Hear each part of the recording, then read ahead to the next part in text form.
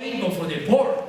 Because you know, when people are working, the person cleaning the floors in the bank or the president of the bank have the same time, you know. Maybe this day the president of the bank has more anxiety.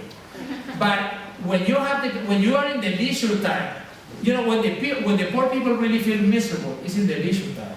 Because in the leisure time, the president of the bank has a country club and restaurants and theaters and movies and parties and so on. But the low income doesn't have any options. So if we improve the way people use the leisure time, we're really improving quality of life. That's why the work that ISCA and all of its members in sport and culture do is so important, because we are really improving quality of life. This is not just about fun and games. It is fun and games, but it goes way beyond that. And also, so we start thinking, are parks and public space important? Yeah, for emotional reasons. They provide happiness, they strengthen communities. When they strengthen communities, they improve safety, and they also are great equalizers. You go to the park and everybody's the same. There are some quantifiable reasons too. They improve the property values, so the cities get more property tax. They bring tourism and economic vibrancy. They improve the personal and the public health, and they also improve the environment. But you know, there are some symptoms. When you go out walking in Copenhagen, and when you go back to your cities, you know, you can see a lot when you observe, and you also listen a lot when you hear. For example, you gotta have good places to sit. This guy needed 5 chairs to be happy. If he had had one base, he would not be as happy. He needed a chair for his feet, for his Big Mac, for everything. You know. Sometimes people see, monkey does. Sometimes it's people see, people do, such as this. You know, they put nails and people sad. You know, people are eager, people are hungry of the public space, of good places to sit. He gave up. This one is sitting on her baby. You know, these are the symptoms. You know, you go to this place, you take a look once, you don't go back. What are you going to do? There is not even a place to sit. So we need good places to sit, like, such as this ones, you know, where a woman can go in the middle of the winter and feel relaxed. You know, these movable chairs are fantastic because you move them around and you sit wherever you are. You know, these people were having so much fun that started to rain and they wouldn't even move. So I said, you know, maybe these women were talking about their husbands. But then a woman said, Gil, you don't know women. They were talking about shoes. That's why they wouldn't move. You know these fantastic benches like they have in Paris, that you got 5 different groups of people doing 5 different activities, and no one could care less what the other 4 are doing. You know, another symptom, sociability. If you go to a public place and you see sociability, usually it's because it's a good public place. Diversity, that you don't only see children or adults or one race or another. People in groups, you know, the teenagers go to the parks and they watch people, the older adults go to the parks and they also watch people. You know, safety about physical crime. You know, the best thing for safety in the public places is to be well used. When there's a lot of people, they're safe. When they're empty, they become very unsafe. Higher proportion of women. You know, women are very selective.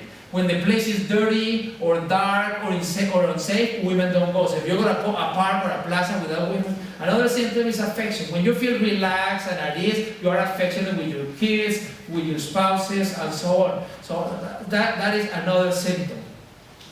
And now I'm going to mention a little bit about Colombia, Bogota. Not because I was commissioner of parks and recreation, and because afterwards one of my brothers became mayor. I think maybe I did a good job, that's why he became mayor. But because Bogota has 1/10 the per capita income of places like Canada or the US. You know, between 1995 and 2001, we designed and built 5 metropolitan parks, 50 some parks, and over 800 neighborhood parks. And you know, that's what we were saying. You know, our parks and public spaces just for rich countries? Obviously, they are not. We gotta really think outside the box, because this is really what is going to improve the quality of life for all, even if it's a little bit risky. Thinking outside the box, but there's so much more outside the box. This park is 360 hectares in the heart of the city. The Pope came, gave a mass for 1 million people, and the city closed the park and nothing had been done in 25 years. There were no sidewalks, there were no paths, there was not a bench, there was not a garbage, nothing. They only planted trees. And in 36 months, we turned this into this.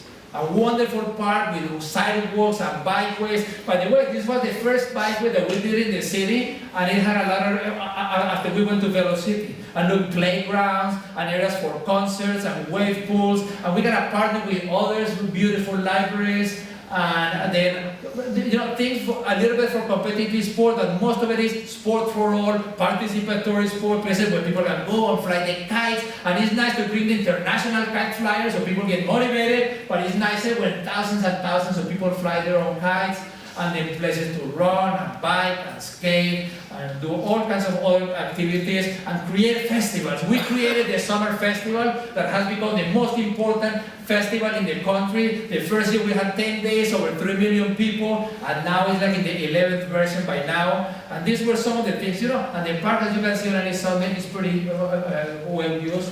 And then linear parks. I love linear parks because they connect. They connect people with people, residential areas and commercial. This is a linear park of 29 kilometers across the city. Started in one of the wealthiest areas of the city, where people wanted flower shops, so that's what we put, and then gymnasium. But then we started crossing the city, every major arterial crossed with a bridge so that the cyclists would never have to stop. And it ended in the Bogota River, and this was before, and this is after. And it's one of the poorest areas of the city, so we ended up connecting some of the poorest neighborhoods with some of the wealthiest through a path of walking and cycling.